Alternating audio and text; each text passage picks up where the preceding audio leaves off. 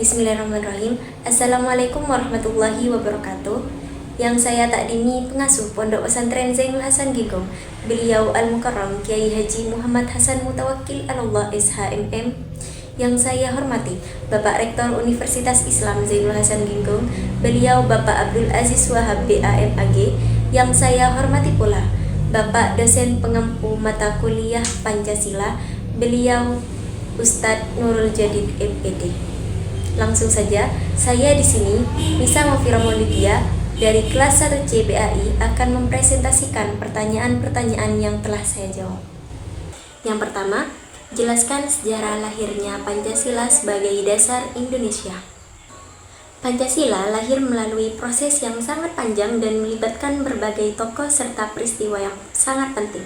Awalnya, sidang BPUPKI atau Badan Penyelidik Usaha-Usaha Persiapan Kemerdekaan Indonesia yang diadakan pada tanggal 29 Mei sampai tanggal 1 Juni 1945 membahas dasar negara. Pada sidang tersebut, beberapa tokoh seperti Muhammad Yamin, Supomo, dan Soekarno mengusulkan beberapa konsep dasar negara. Pada tanggal 1 Juni 1945, Soekarno memperkenalkan 5 dasar negara yang ia sebut Pancasila.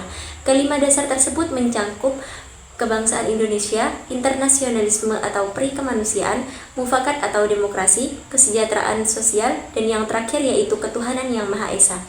Setelah melalui berbagai diskusi dan perbaikan, Pancasila akhirnya disepakati menjadi dasar negara pada tanggal 18 Agustus 1945 dalam sidang PPKI. Pancasila tersebut kemudian dimasukkan ke dalam pembukaan Undang-Undang Dasar 1945 sebagai dasar filosofis negara Indonesia. Pertanyaan yang kedua yaitu sebutkan dan jelaskan 5 sila dalam Pancasila beserta maknanya dalam kehidupan sehari-hari. 5 sila dalam Pancasila beserta maknanya. Yang pertama, ketuhanan yang Maha Esa. Adapun maknanya yaitu mengakui keberadaan Tuhan dan menghormati perbedaan agama. Dalam kehidupan sehari-hari, sila ini diwujudkan dengan menjalankan ibadah sesuai dengan agama masing-masing, menghormati tempat ibadah orang lain, dan menghindari tindakan-tindakan yang intoleransi. Yang kedua, kemanusiaan yang adil dan beradab, yaitu mempunyai makna sebagaimana menghormati martabat manusia dan menjunjung nilai keadilan. Dalam kehidupan sehari-hari, ini berarti tidak melakukan diskriminasi, akan tetapi membantu sesama dan menghormati hak asasi manusia. Yang ketiga yaitu persatuan Indonesia, yang memiliki makna menjaga keutuhan bangsa dan menjunjung tinggi rasa cinta tanah air, yang memiliki contoh sebagai mana mendukung kerukunan antar suku dan berpartisipasi dalam kegiatan nasional yang mempererat persatuan.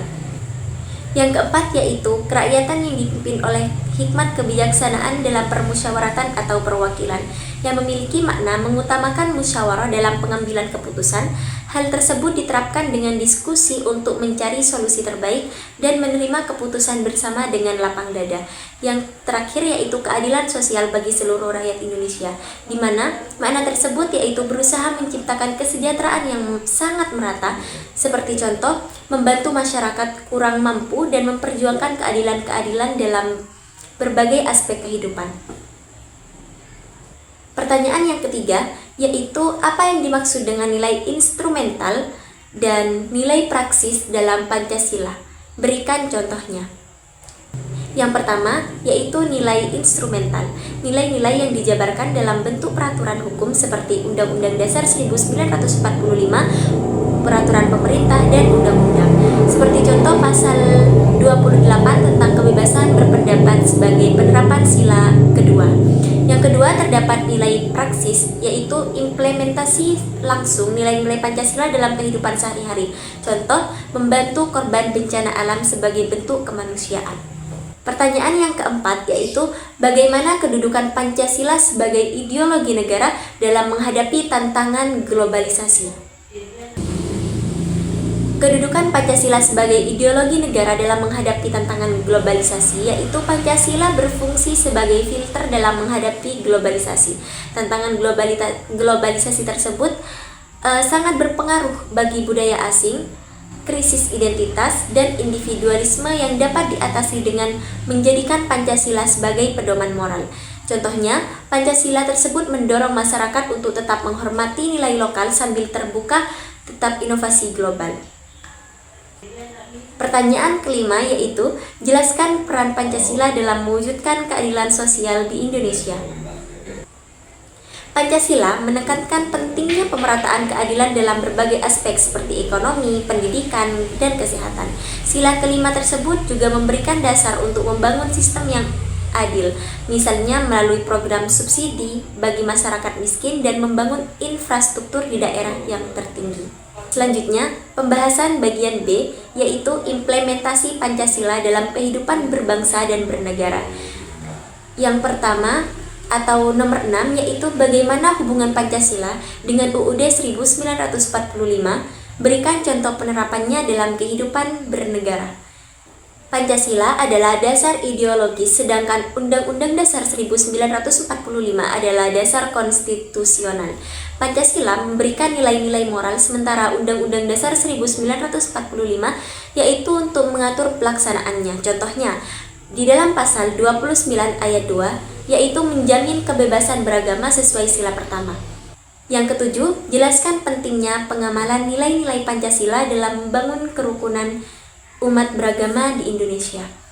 Pengamalan nilai-nilai Pancasila tersebut, terutama nilai pertama dan kedua, mendorong masyarakat untuk saling menghormati perbedaan agama dan menjalankan ibadah sesuai keyakinan masing-masing tanpa adanya konflik.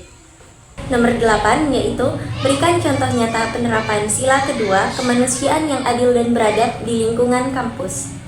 Mahasiswa tersebut membantu teman dari latar belakang yang sangat berbeda, seperti memberikan bimbingan belajar atau berpartisipasi dalam kegiatan sosial, lintas budaya, adalah bentuk nyata penerapan sila kedua. Yang kesembilan, yaitu sebagai seorang mahasiswa pendidikan agama Islam, bagaimana Anda memaknai sila pertama, yaitu ketuhanan yang Maha Esa, dalam konteks pendidikan kehidupan sehari-hari. Sebagai mahasiswa pendidikan agama Islam, sila pertama berarti menanamkan nilai-nilai keimanan dan akhlak kepada siswa serta menghormati keagamaan serta menghormati keragaman agama dalam lingkungan pendidikan. Yang ke-10, yaitu sebutkan dan jelaskan tantangan dalam mengimplementasikan nilai-nilai Pancasila di era digital saat ini. Tantangan tersebut seperti penyebaran hoaks, ujian kebencian, dan budaya individualisme yang dapat diatasi dengan meningkatkan literasi digital, pendidikan karakter, dan kerjasama masyarakat dalam menyaring informasi tersebut. Selanjutnya, bagian C, refleksi dan studi kasus. Nomor 11, yaitu sebagai mahasiswa, bagaimana Anda dapat berkontribusi dalam menanamkan nilai-nilai Pancasila di masyarakat. Jawaban nomor 11 yaitu kontribusi mahasiswa dalam menanamkan nilai-nilai Pancasila. Mahasiswa tersebut dapat menyelenggarakan diskusi lintas agama, menyebarkan informasi positif di media sosial, dan berkontribusi dalam program sosial yang mencerminkan nilai-nilai Pancasila. Nomor 12, jelaskan pengaruh pendidikan berbasis Pancasila terhadap pembentukan karakter-karakter generasi muda Indonesia. Jawaban yang ke-12 yaitu pengaruh pendidikan berbasis Pancasila terhadap karakter generasi muda. Dengan pendidikan berbasis Pancasila membentuk generasi muda yang toleran, bertanggung jawab, dan memiliki semangat kebangsaan. Yang ke-13 yaitu berikan solusi untuk mengatasi sikap intoleransi di masyarakat dengan mengacu pada nilai-nilai Pancasila. Adapun jawaban nomor 13 yaitu solusi untuk mengatasi intoleransi, yaitu dengan cara atau dengan solusinya meliputi dialog lintas agama, pendidikan multikultural, dan penegakan hukum yang tegas terhadap tindakan intoleran. Yang ke-14 yaitu dalam kehidupan sehari-hari seringkali terjadi pelanggaran terhadap nilai-nilai Pancasila. Sebutkan salah satu contoh pelanggaran tersebut dan bagaimana seharusnya masyarakat menyelesaikan sesuatu dengan nilai-nilai Pancasila. Jawaban ke-14 yaitu contoh pelanggaran terhadap nilai Pancasila, di mana contohnya seperti diskriminasi terhadap kelompok mayoritas.